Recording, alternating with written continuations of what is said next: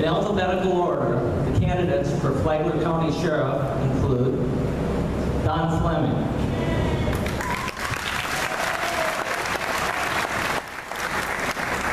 Mr. Fleming is the current sheriff of Flagler County, a position he has held since 2004. Mr. Fleming has substantial law enforcement experience, including 23 years as either a chief of police or a sheriff. And Mr. Fleming is running in the Republican primary. Mr. Fleming, welcome.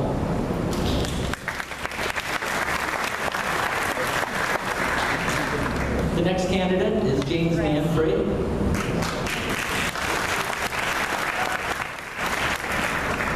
Mr. Manfrey was Flagler County Sheriff from 2001 to 2004. He is an attorney with experience as both a criminal investigator and prosecutor, and also has substantial law enforcement experience. Mr. Manfrey is running in the Democratic primary. Mr. Manfrey, welcome.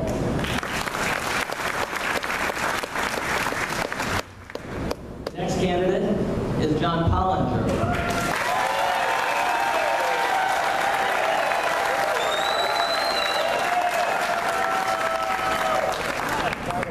Mr. Pollinger also has extensive experience in law enforcement.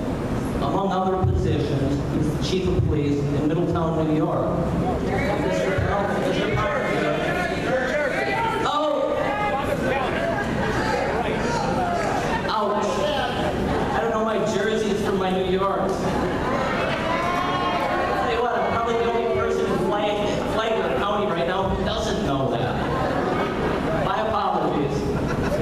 Mr. Pollinger is running in the Republican primary, and Mr. Pollinger, welcome.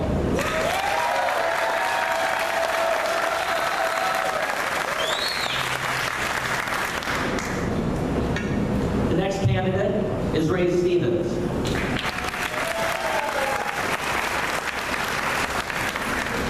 Mr. Stevens also has extensive law enforcement experience, including 25 years in the Austin, New York Police Department, where he commanded the Detective Bureau and served as acting chief of police. Mr. Stevens also has experience in law enforcement in Florida, and he is running in the Republican primary. Mr. Stevens, welcome.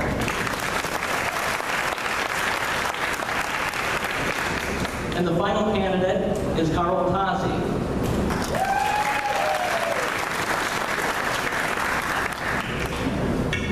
Mr. Tozzi also has extensive law enforcement experience, having served for 34 years as a deputy sheriff in Broward County. Mr. Tozzi is running in the Democratic primary. Mr. Tozzi, welcome.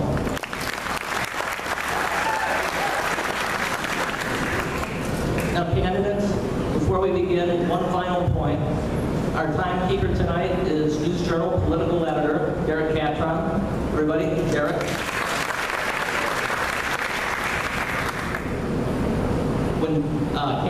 When Derek holds up the yellow card, you have 30 seconds to go. When he holds up the red card, you need to bring your remarks to a close. As we discussed earlier, if you don't, then I will. You don't get to tell sheriffs what to do too often. All right, let's begin the first portion of the debate, and here's how it'll go. I will ask one of the candidates a question, and he will have 1 minute and 30 seconds to answer it. Then each other candidate will have 1 minute to answer the same question. And then the candidate who initially received the question will have 1 minute for final comments. It'll make sense once we get going. We drew a name from a hat to determine who gets the first question, and the winner is Mr. Stevens. So, Mr. Stevens, here's the first question. The prescription pill and methamphetamine drug epidemics have reached Flagler County. Drug crime often leads to other crimes such as domestic violence, property crimes, and violence involving guns. As sheriff, how would you confront this growing problem?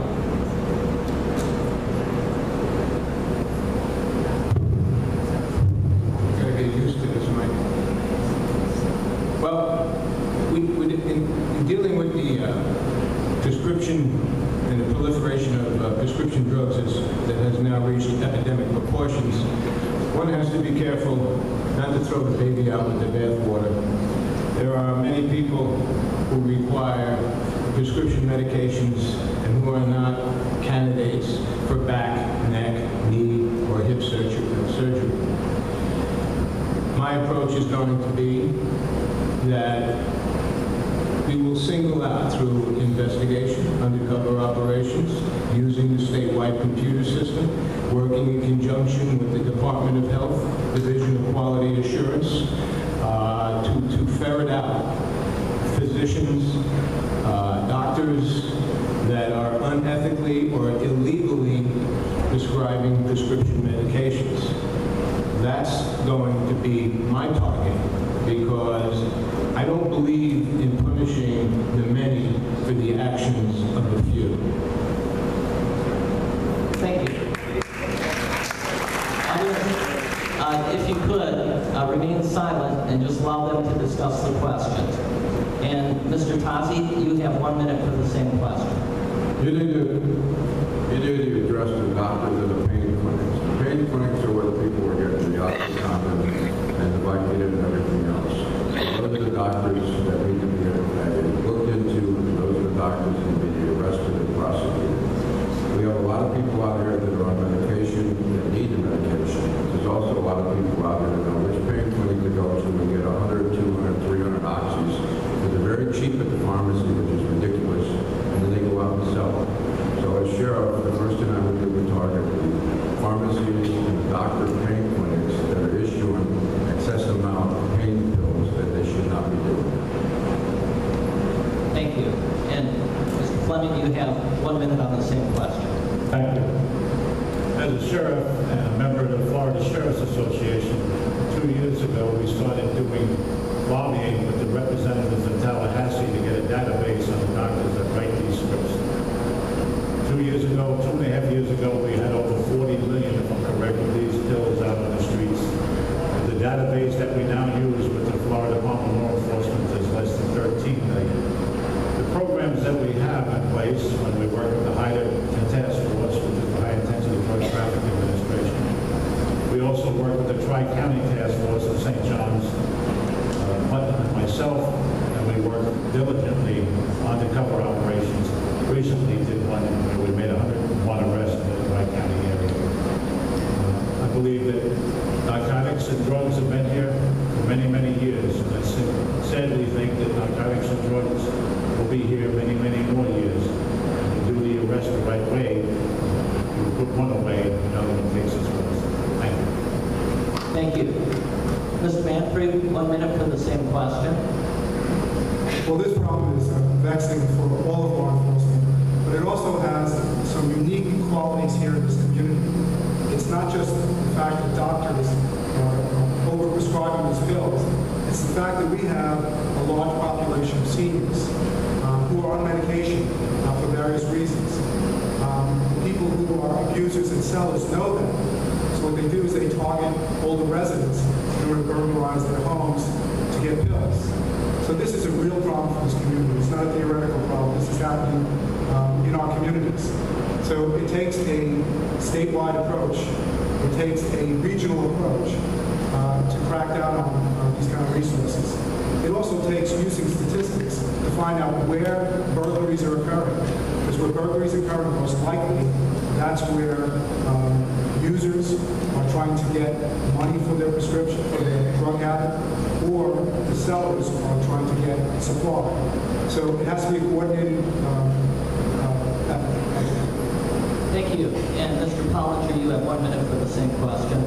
As you know, the state of Florida is making great strides in reducing the label that we have in Florida as a pill mill state. But the more stringent regulations that the state applies leaves the addict with one source or less sources to get the drugs in the first place. And that's going to be your home. They're going to get it through burglaries, or they're going to commit burglaries to get it illegally on the market. Law enforcement has to work with social services to treat the addiction. And and law enforcement has to be in the schools. And as your Flagler County Sheriff, my first goal is to get into the school system, work with school officials, and ensure that we begin educating our young people to stop this cycle of drugs that exists in not only Flagler County, but our country as well. Thank you. And Mr. Stevens, you have 1 minute to respond to the others on this question. In my opinion, when you're dealing with gangs, drugs, whether they be illegal drugs or prescription medications, we have to strive for excellence, eradication. For if you strive and you accept their existence, you're striving for mediocrity.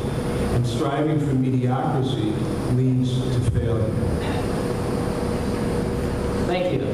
Now we'll go to the next question, and that goes to you, Mr. Tazi. And the question is this. The Flagler County Jail is overcrowded.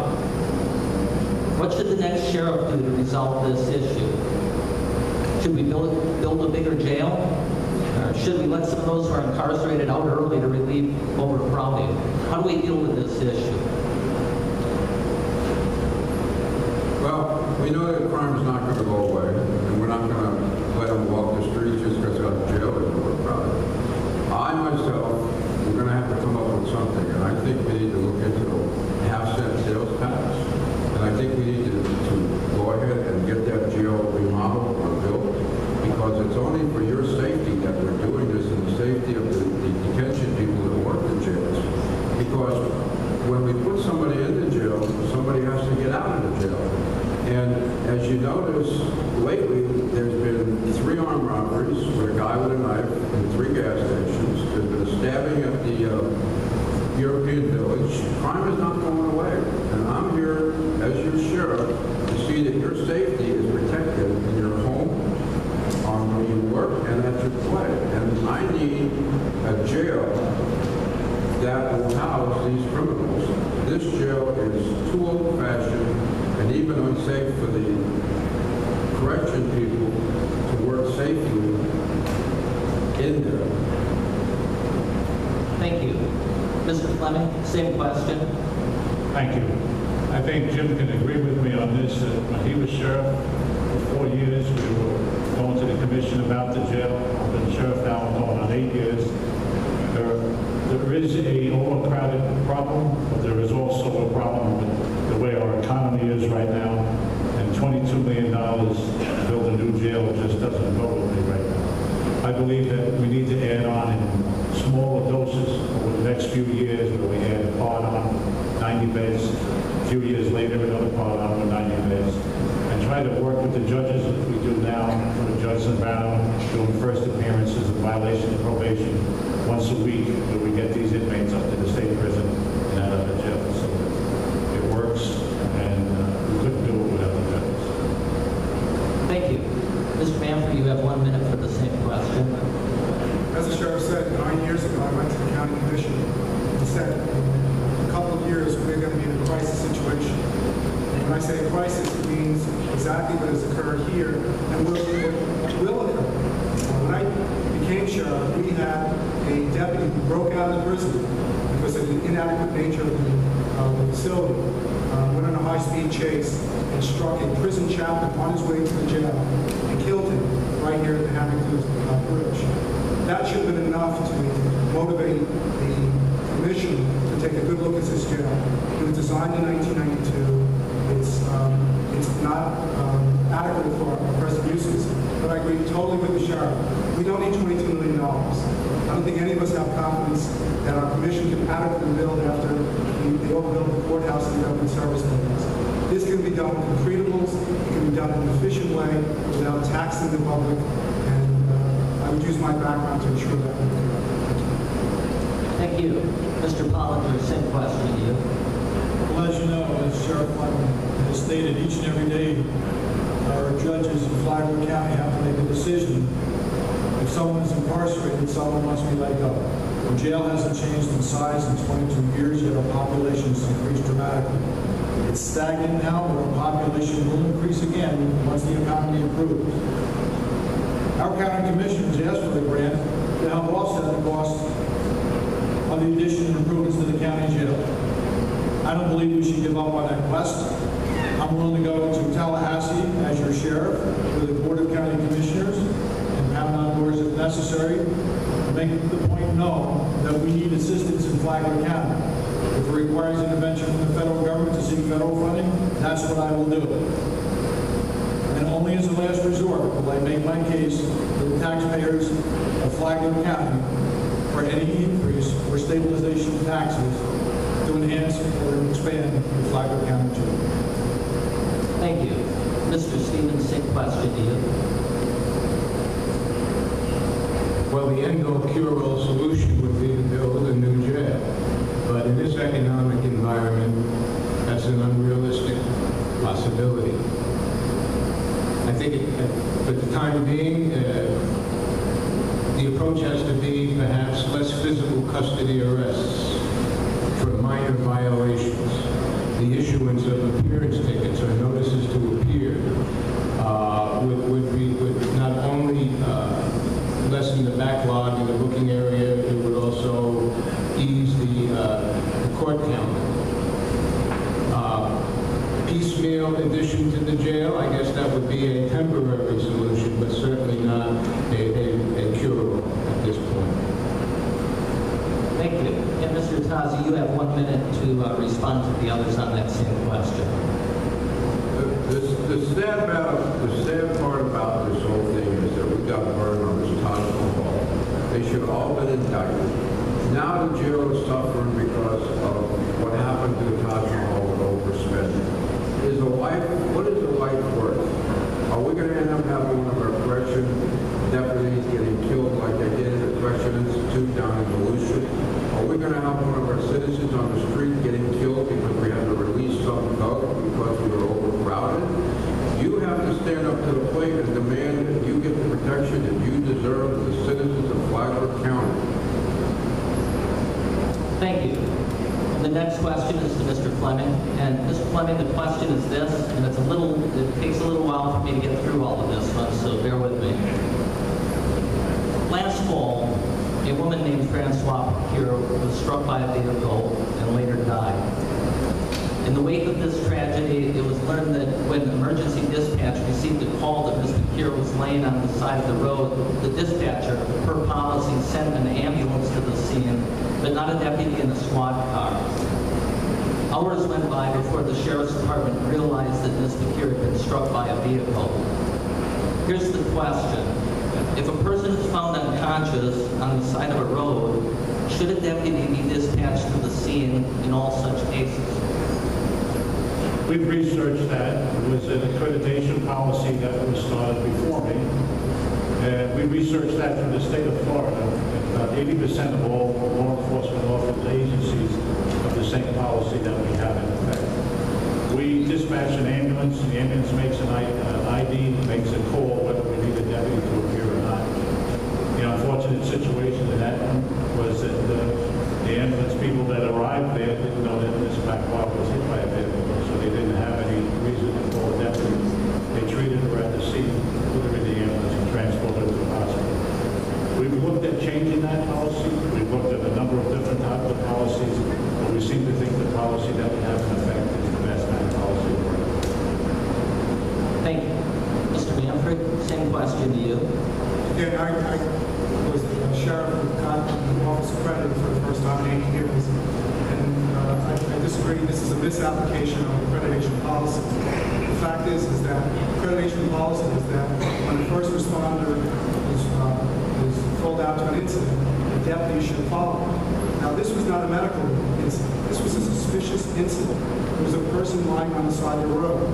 No one had said that, gee, someone suffered a heart attack in the house, or was a clear medical condition. This person could have been a victim of an assault. He could have been a victim of what we found out to be a motor vehicle incident. But that's the reason why deputies are called out whenever a first responder is called out. An ambulance is called out, a fire truck is called out, accreditation policy is the deputy is called out as well.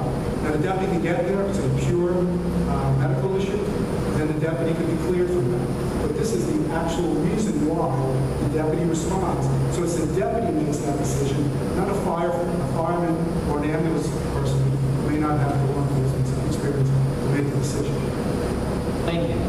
Hollinger, same question to you. In dispatch, train deputies to 911 medical calls. A child's broken arm, could be child abuse. A woman who's injured could be the victim of a domestic violence. And sadly, a woman lying in the ditch might be the victim of a crime. Law enforcement is trained to investigate. Medical personnel are trained to treat. I'm not faulting any medical personnel on the scene, but their sole focus is to provide prompt medical attention and get a person to the hospital. It's the role of a law enforcement officer to identify that person, find family members, identify witnesses, and conduct an investigation as to whether or not this incident was criminal in nature. I believe that the policy should be in effect, and as your sheriff, that policy will be reversed, and I will put a policy in effect for law enforcement officers to respond to 911 medical calls. Thank you. Mr. Stevens, same question. I will also change the policy. And it is, to my knowledge, the policy of most police departments in this country that when a bloody body is reported laying in a roadside ditch, you send a police car or a deputy, if for nothing else, for traffic control. Had that been done, it would have been treated as a crime scene, cordoned off, photographs taken, witnesses interviewed. And if the driver of the vehicle was present, the vehicle impounded, and the driver submitted to a blood draw as required by Florida law. And this case would have been wrapped up in 3 or 4 days, not 3 or 4 months. Thank you. Mr. Tati, same question to you.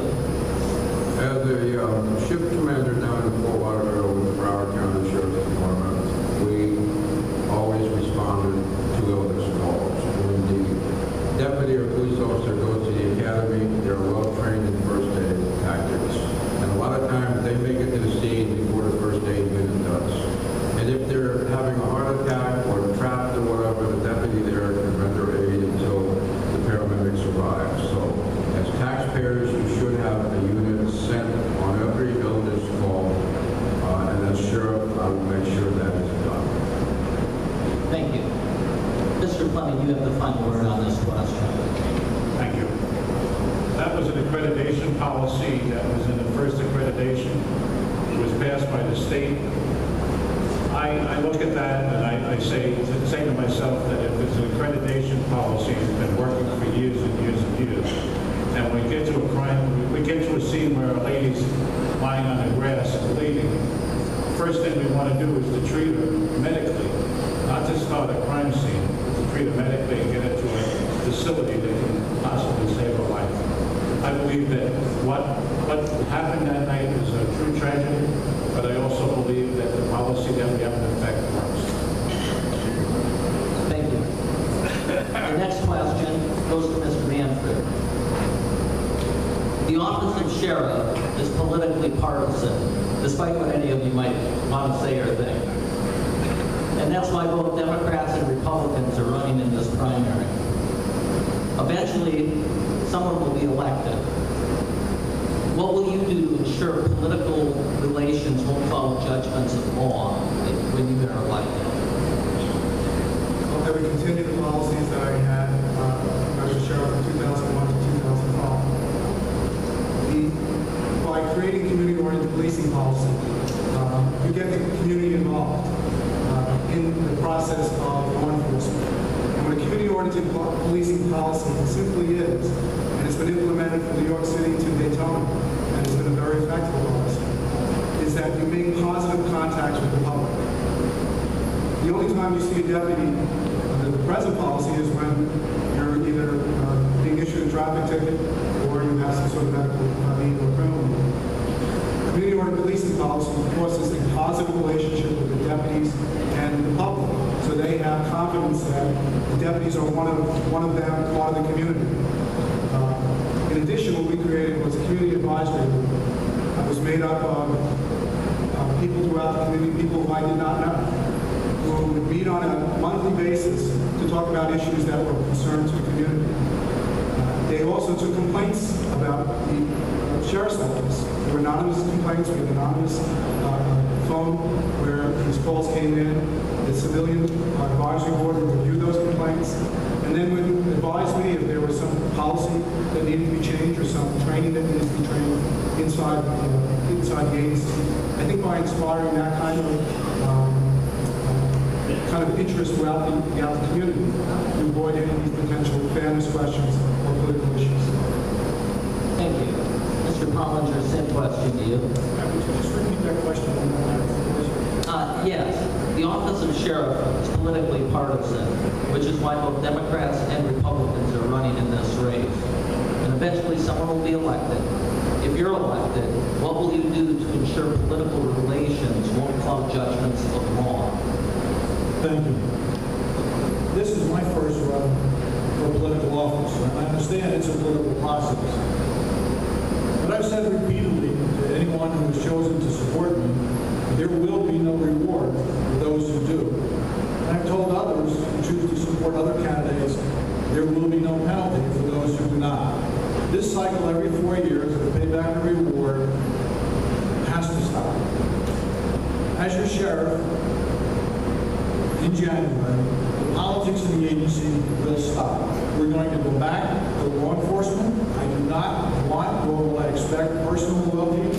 I want loyalty to the agency, the oath each and every one of those deputies took, to the citizens of Flagler County and the citizens we serve in Flagler County. Thank you. Mr. Stevens, same question to you. I don't believe that law enforcement should be influenced by politics. And that starts at the campaign stage. Promising positions or preferential assignments, accepting donations from questionable individuals. You become somewhat a victim of the system.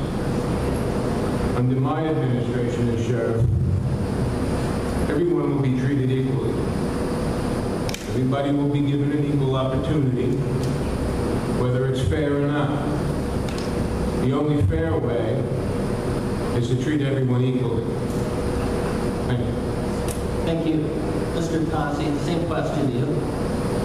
Well, I'm the only one here, I guess, to say it's homegrown. I've been with the sheriff's department for 34 years. And it seems like every time a sheriff takes over in Broward, we lose anywhere between 100 and 200 deputies get fired. Now, that is wrong. But because the sheriff is a constitutional officer in the state of Florida, it's probably never going to change. But I, as your sheriff, plan on being as fair and impartial as I can to everybody in Flagler County. And this is what we need to start doing now, is start to make the sheriffs more accountable to the people of the counties they're running in, and we wouldn't have this stuff happening. Thank you. Mr. Fleming, same question to you. Thank you. I believe as a sheriff, whether you run as a Republican, Independent, or a Democrat, you serve the entire county and the entire population of Flagler County. I have never once put that above and beyond anything else. I believe that the programs that we have are community policing programs, the 44 neighborhood watches, the Citizens Police Academy, the Self-Defense for Women, the programs that we have on our website that deal with consumer fraud, senior fraud. All of these programs are there for every person and everyone. We have people that come through our academy for the citizens, both Republican and Democrat. I couldn't tell you which one was which, but I believe that each person that you serve in Flagler County should always be the one that you serve first. I also disagree with the fact that there are politics in my administration. I know politics in my administration. My administration is run by a bunch of good, hard-working men and women who go out there on a daily basis and work their tail off. Thank you. And Mr. Manfred, you have 1 final minute on that question. I think it's inappropriate for any candidate to make any representations to anyone who's supporting them about potential positions that they may or may not have. I think the right thing to do is when you become sheriff, like I did the first time, you sit down with the agency, you sit down with the trusted advisors, and you pick the right people. But there's also a misnomer here. There's a career service law that protects deputies and upper staff during administration change. You cannot go in and just fire deputies because they're the wrong candidates and the wrong party. You have to follow those guidelines. In addition, there are unions, which have union protections. So this idea you can go in and just fire people you don't like because of the party. But the most important thing to do to keep politics out of a sheriff's office is hiring practices. To make sure that the people that you're selecting come from the largest pool of people. What I found very effective was hiring former military personnel. We have a huge group of people retiring from the military, and they should be people to consider future deputy positions. Thank you. And the final question in this round goes to Mr. Pollinger. And the question is this. One of your political opponents, Mr. Stevens, has placed advertisements critical of your performance as Chief of Police in Middletown, New Jersey. You, in turn, have written that those ads are a distortion of the truth. Can you address these ads in your record as police chief? Certainly. There are many people in this campaign who would have you forget more than 30 years of dedicated law enforcement service to my community. There are those also who would have you forget nearly 8 years as a chief of police who brought innovative ideas and kept this community safe. I made my intentions well known to the governing body as a professional courtesy 7 months before I retired. Unfortunately, on election day, political interference into my agency became a very explosive and very public issue. I followed the orders of the Attorney General of the state of New Jersey, who is the chief law enforcement officer of New Jersey. I resisted the political interference and the use of my law enforcement agency for political purposes. I'm a career public servant. I intend to be a sheriff of Flagler County who resists politics, who resists political interference, who will stand by my principles to ensure equal, fair, and adequate protection for all the citizens of Flagler County. And I stand by the decisions I made that day, even to the consternation of a few. Thank you. Mr. Stevens, same question to you. I am of the belief that when you run for public office, it's like applying for a job. And as most of you in here have probably applied for a job, the first question that any interviewer will ask you is, where were you previously employed? How did you perform? And under what circumstances did you leave that employ? So, my bringing out the facts, which are all verifiable, concerning Mr. Pollinger's performance as police chief in New Jersey, is fair political and fair campaign strategy.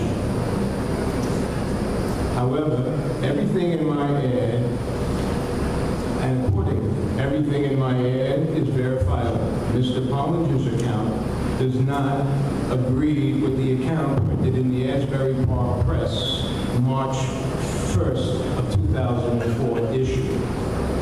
They take exception to what Mr. Pollinger just said. Thank you. Mr. Tazi, same question to you. I won't comment on it. You are the voters of Flagler County. There's 5 candidates up here. I suggest you check their credentials and make sure they're all correct. And then you go to the polls and you pick your candidate that you feel that will make you, your sheriff, the one that will serve you loyal, truthful, and dedicated for the next 4 years. Thank you. Mr. Fleming, same question to you. Thank you. I wish for one time when I'm running for re-election, this is my 3rd term, that we could just run on the issues and what has been accomplished in the office and not worry about what happened up in Middletown, New Jersey, or in Austin, New York. I believe that each person up here has an obligation to you to produce what he or his idea is going to be as your next sheriff. I think I have proven my record over the last 8 years, reducing crime, being fiscal conservative with your money, and also being an open communicator with all the cities and the community people in the county. Thank you. Thank you. And Mr. Manfred, 1 minute on the same question. This is part of the political process. When you decide to run for office or you interview for a job, you open your life's work up to scrutiny. That is just the way it works. And the fact is that each one of us has been scrutinized at some point about our prior work experiences. That's part of the process. There should be no complaints about it. You as a public have a right to know each and every fact that is relevant to our ability to be a sheriff. In addition, I just think that this is just part of the process. We all complain about it. It's not fun to go through, but you have to accept that you, the public, have the right to know this. And as the sheriff will tell you, and I will tell you as an officer, it doesn't get better when you become an actual official. The scrutiny just gets even greater. So if you can't stand the heat now, you'll never be able to cook in this kitchen. Thank you. Mr. Pollinger, you have a final minute on that question. Everybody is right. This is a job interview, and you're the potential employer.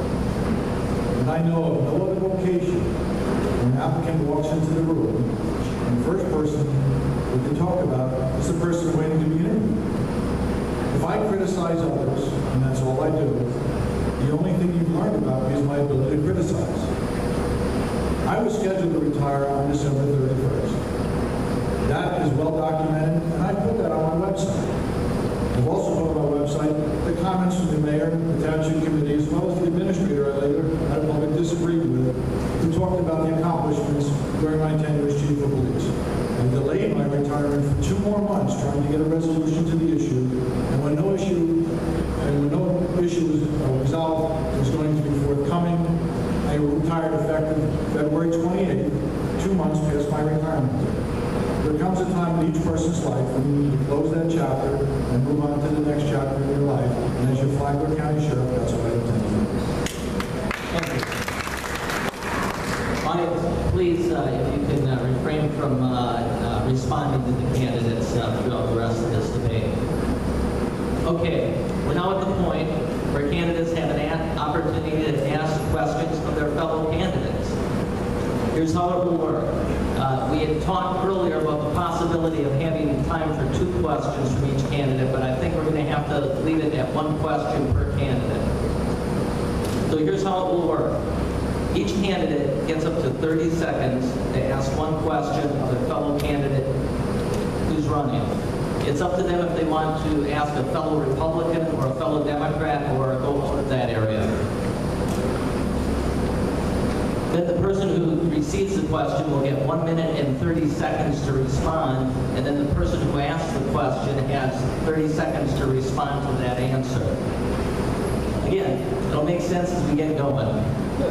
So, in this part, we're starting just alphabetically. So, Sheriff Fleming, you have the first question. Throughout the debates I've been hearing, Ray's been talking about, Mr. Stevens has been talking about putting police on the streets, putting drug units all over the county, and holding everybody's feet to the fire on how he's going to eradicate drugs and crime in Flagler County. I'd just like to know, A, where have I been? Because I think we've been eradicating drugs and crime in Flagler County. And B, how do you propose to do that with the economy the way we are? Well, I never said that I was going to eradicate crime, drugs, and gangs from Flagler County.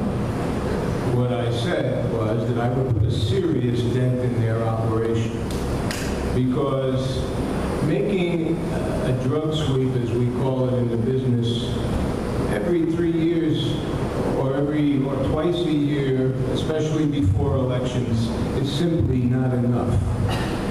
As I said at an earlier forum, my detective bureau, my street crime people, and the narcotics squad made a drug sweep every 3 months. And if the courts let him go, we arrested him again and again. And that's how you attack the drug and gang problem. As I said earlier, If you don't strive for excellence, if you strive for mediocrity, that will lead to failure and the continued spread of gangs and drugs, both prescription and in response. I don't think we do piecemeal. I think we've done major narcotic operations not only in Manila and Flagler County, but throughout the cities of Flagler County. We had Operation Lookout 1, Operation Lookout 2. We've had Bill Mill operations 2 times. We had an operation last year where we made numerous arrests. We make street crime units. We have a crime suppression team that's out there constantly arresting people, looking for trends in crime. Over 70 felony arrests with $250,000 in stolen goods returned. Thank you. Mr. Manfred, you have the next question. This question is for Mr. Tazi, my Democratic opponent. Mr. Tazi, I think everyone would agree that patrol function is the most important function in the Sheriff's Office. The ability to respond quickly to calls, the lifeblood of any law enforcement incident, and the security of the community. We have 133 deputies, and we only have 48 deputies present responding to calls. How would you redeploy the deputies inside the Sheriff's Office so that we would have more than 12 people per squad responding to calls on a squad-by-squad basis? As you can see, the gentleman is more with the numbers than I am, but I will answer his question, and the question is, there's a lot of people out here that are law enforcement officers that have retired, and I would bring them back to the service as long as their certificate is still good, and I would then put them in a police car, and I would refocus the patrol units with not a cost at all to the citizens of Flagler County except for the gas. The next thing I would do is cut some of the fat off the budget when I take over as sheriff. I know that there's areas in the budget that need to be trimmed, and I know that it can be trimmed without adding more money to the budget so that we can adequately give you the service that you need for your protection. Also, you can do that by receiving grants. I think they received a grant last year for 8 deputies of $1.2 million. Those are the things that is what I would do as your sheriff. Instead of trying to raise the budget, I will try to trim the budget, but still give you more police protection and safety on the streets and in your home in Flagler County as your sheriff. Thank you. And Mr. Manfred, you have 30 seconds to respond. The position of sheriff is an administrative position. You need to know the numbers. The numbers simply are approximately $22 million budget. It's $14 million of that is in the patrol division. You have 285 employees. You have 133 road deputies. So deploying those effectively is the difference between having a successful organization and a safe community and the difference between not having one. So the fact is we have, when I was a sheriff, we had 14-man squads, 12 people taking calls, 2 supervisors. We now have 19-man squads with the same 12 people taking calls and 7 supervisors. Thank you. Mr. Pollinger, you get the next question.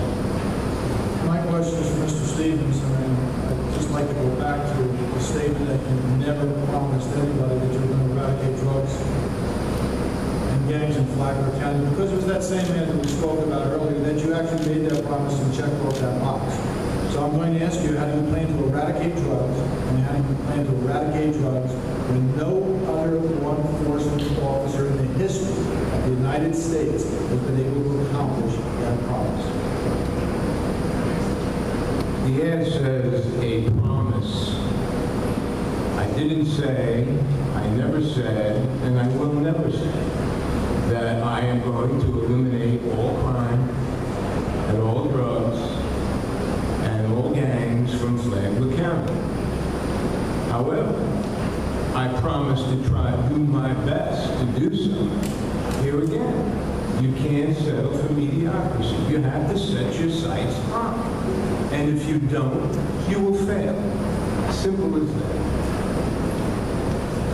Thank you. And Mr. Pollinger, you have 30 seconds to respond. I'm satisfied with my questions, and I'll leave it up to the audience to side, the satisfaction was insufficient. Thank you. Mr. Stevens, you get to ask the next question.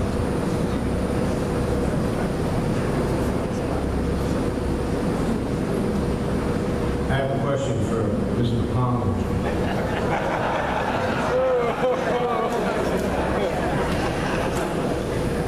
Did you expect otherwise? At a recent forum, you stated that you reduced the number of offices in Middletown, New Jersey from the national average of 2.5 per 1,000 people to 1.5 per 1,000 people, and that you intend to do the same in Flagler County. How do you, Mr. Palmer, justify a significant reduction in the number of road deputies when they are so desperately needed? Actually, I never made that assertion at all. What I said was, nationally, the average number of police officers per 1,000 residents is 2.5 officers per 1,000 residents. I never said I reduced my department to that size. What I said was I was able to effectively manage the department, effectively manage the crime rate with 1.2 police officers per 1,000 residents. It's not the number of officers that we have in an agency, it's how effectively we use them. When I became chief of police, we got back to basics. Myself and every other staff member and every other person who's been sitting behind the desk comfortably for years went back on the road for a period of 2 weeks. They answered calls. The work shifts. The work is on. Because I wanted my administrative staff, as well as the people who have gotten comfortable, the next decisions they made for equipment, training, or any other reason, they were going to see how they affected them. Cars, technology, training is an important part of law enforcement. But if staff members become too complacent, they become too attached to the people that they command, they're going to make the wrong choices. So I'm going to effectively assess each and every position in Flagler County Sheriff's Office, and I'm going to make structural changes to better serve the citizens of Flagler County, to further reduce crime, to further get into our schools, and to further educate our young people, because I'd rather have juveniles get a juvenile offense than an adult dealing with an adult later in a criminal offense. Thank you. Mr. Stevens, you have 30 seconds to respond. I don't know of anyone here, well, I think there were a few people here that was at the forum that I mentioned at the FCAR building on Saturday. And Mr. Pollinger did indeed, and I see some heads nodding, say that he is going to reduce the amount of deputies per 1,000 from 2.5 to 1.5 because he did it in Middletown, New Jersey. Period. Thank you. Mr. Tanzi, you get to ask the final question. I don't know what to ask. I mean, I'm not a politician. I'm a cop, so I guess I'll ask my Democratic opponent. If you are lucky enough to beat me in the primary, will you give the citizens of Flagler County the best you can in law enforcement and not transfer or move anybody around and bring your own people in since you become sheriff? I can honestly make that statement. Again, I have something to back that up. When I became sheriff in 2001, no one was brought in from the outside. Every single promotion was inside gates. And what we did is we created and I would do that again, create a committee where we would have input. And that input would be who are the best people to take over command positions. If they're already in place, then they remain. If there are changes that need to be made for the organization, we'll decide that collectively. And I will do that just inside the department, but I will bring in members of the public, such as the people in this room, to advise me as well. So it will be done in a very open, transparent basis. I'll even invite the media and Pat, we can keep my feet to the fire on this, to attend those meetings, so you can see that it's being done in an open, honest fashion, without any political influences, but only for the best of the agency and the citizens of Flagler. Thank you. And Carl, you have 30 seconds to respond. Good luck.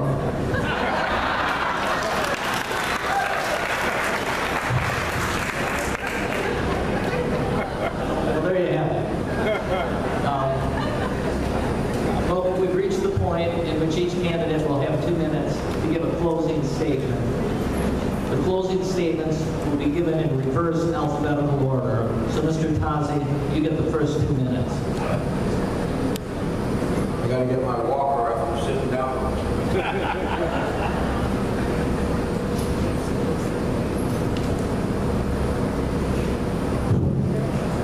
First of all, I want to thank all of you for coming. And I want you to take a look at the 5 candidates up here, well, 4 and me makes 5. And I want you to pick the candidate that you feel will be your sheriff for the next 4 years. And that's all I ask. I was born and raised in Miami, Florida. I joined the Marine Corps at 17, went to Vietnam, spent 2.5 years in combat, came back, went to Cuba for 6 months for an additional crisis. I'm well decorated. My education is, I have degrees. University of Nova, I have some degrees in psychology, I have certifications in child behavior and so forth. I have accommodations from governors, I have accommodations from the J. Hoover, I read awards from numerous people from the Department of Corrections, Police Academy Skills, J. Hoover Memorial Award, Grand Knights, President National Medal of Patriotism. But you know, all these awards I got for one thing, because I believe in being a person that is out there helping you, the people of Flagler County. At that time, it was the people of Broward County. We have a problem here, it's juveniles and bullying. We have to do something about it, because sooner or later, and we have drugs here, prescription drugs right now, drugs, meth and amphetamines, they're making it like crazy. So we have to be able to protect you, the citizens of Flagler County. Because one thing I hope never happens to you is that you become a victim of a crime, because you will never forget. It will haunt you until you pass away. And it will really destroy your families. And I want to be your sheriff, and I want to be able to put people on the road, deputies, which I will put on the road at no cost to you, because they're doing it in Broward County. It was one of my ideas. They got 80 deputies on the road now that work for free just to keep their certificate active in case they ever want to go back in the police work. So remember, vote August 14, vote for Al Tazi, and all of you stay safe and have a nice night.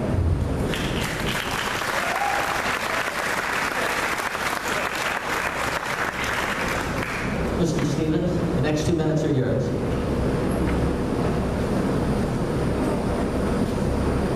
I too would like to thank everybody for coming out this evening, and the sponsors, the News Journal at Daytona State College.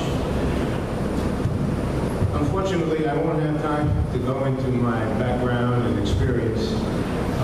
You could, if you would, go to my website, voteraystevens.com, and it's all laid out there. But what I wanted to say is that during the course of this campaign, I have answered the questions asked of me succinctly and to the point. I have laid out my platform and plans of how I intend to tackle the problems that confront us here in Flagler County. I have told you that I am a staunch fiscal conservative and that I will reduce operating expenses, and I will do so considerably without jeopardizing public safety nor the effectiveness of the operation, I guarantee it. I have told you that I believe in proactive law enforcement, to include, but not limited to, crime analysis and crime trend forecasting so that we may better predict what kind of crime we can expect in the future and more effectively, efficiently, and economically allocate our resources to prevent it. Thirdly, I am a traditionalist. I believe that we need to return to some of the more traditional policing methods, such as direct neighborhood patrol and community policing. But, as I've said before, time and again, the centerpiece, the focal point of my administration is that I am going after gangs and drug dealers. I'm going after them with a vengeance in our schools and in our neighborhoods. And I will persevere and persist until such time that they get the message that maybe Flagler County is not the place to be dealing drugs or engaging in gang activity. Sorry, I had to stop, sir. Thank you very much for your time and attention, and God bless.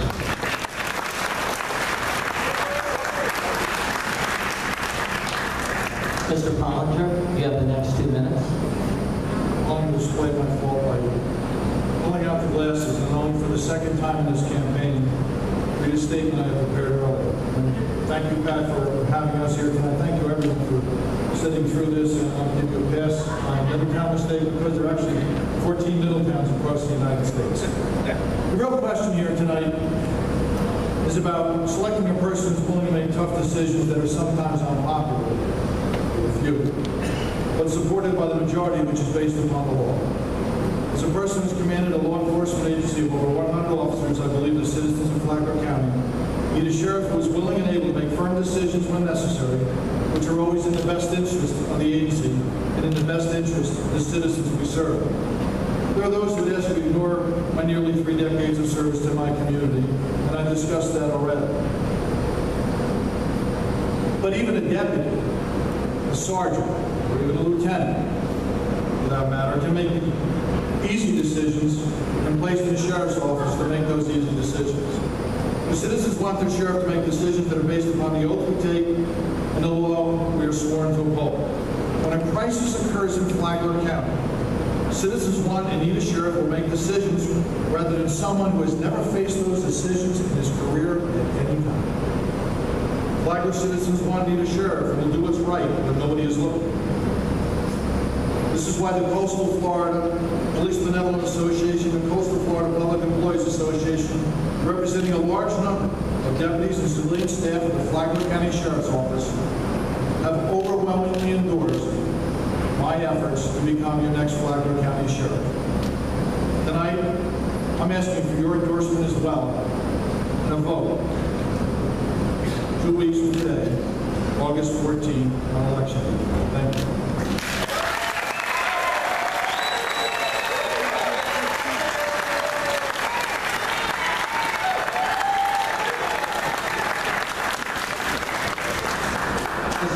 Mr. Manfred, you have the next 2 minutes. Thank you, Pat. I'd like to thank the News Journal for conducting this, Ken Ryan and Daytona State College for this venue, each and every one of you for coming out, to God for providing the cloud cover that did make us fill pools of water. I think as an interview, we've talked about this concept before, in any interview, job interview, there's really 3 things that you consider. Number 1, the qualifications of the person. Number 2, why are they applying for this particular position? And the third, what would they do if they had that particular position? So number 1, my qualifications simply are, I was a sheriff and I was successful at it. You don't have to take my word for it.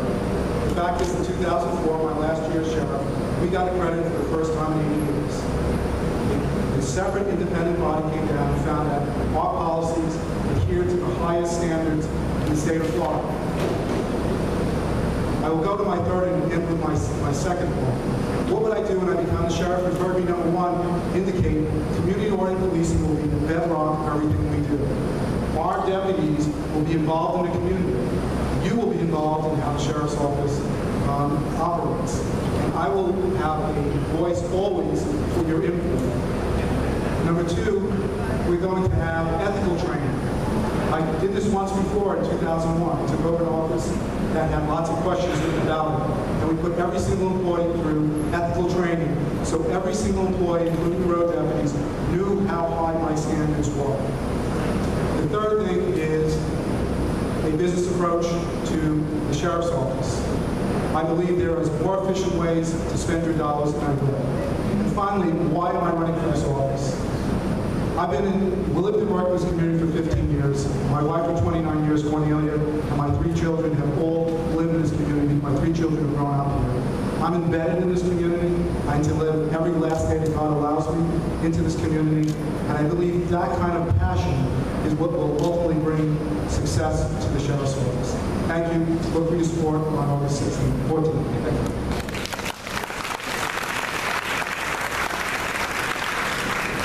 Mr. Fleming, you have the final 2 minutes. Being that it's only 2 minutes, a quick thank you to Pat and to the college for the opportunity to be here tonight. I would like to just say, by starting to say, that everything that my opponents say they're going to do, we've done. We've reduced crime 4 in the last 5 years. I've cut 2.2. I have a management team made up coaches, 3 captains, and a chief. The chief is a FBI NA graduate. My former chief was an FBI NA graduate. My major of patrol is an FBI NA graduate. I have a lieutenant who's an FBI NA graduate. And I have 3 captains who have just graduated from the Southern Police Institute. That makes up of a management team that's in place that's capable of handling this county for the next 2 or 3 decades. The third thing I'd like to talk about is what issues are we looking at? What issues are we talking about in this election? Is your crime down? Yes. Am I fiscal conservative with your money? Yes. Do I have an open door communication policy with the citizens of Flagler County? Yes. I believe that the programs that we put in place, not only our children on the PAL programs in the schoolyards, Carver Gym, at Ralph Carter Park, I believe the programs that we put in place for our seniors, I believe the programs that we put in place for all of the people in Flagler County, so that we have an open door policy with them. I would ask for your support to run for a 3rd term and be proud to serve Flagler County. Thank you.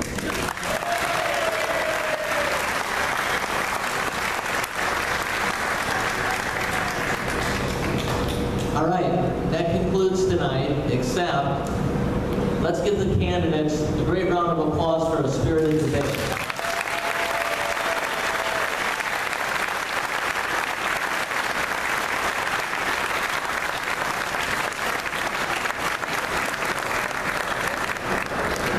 Thank you for attending, and have a great rest of your evening.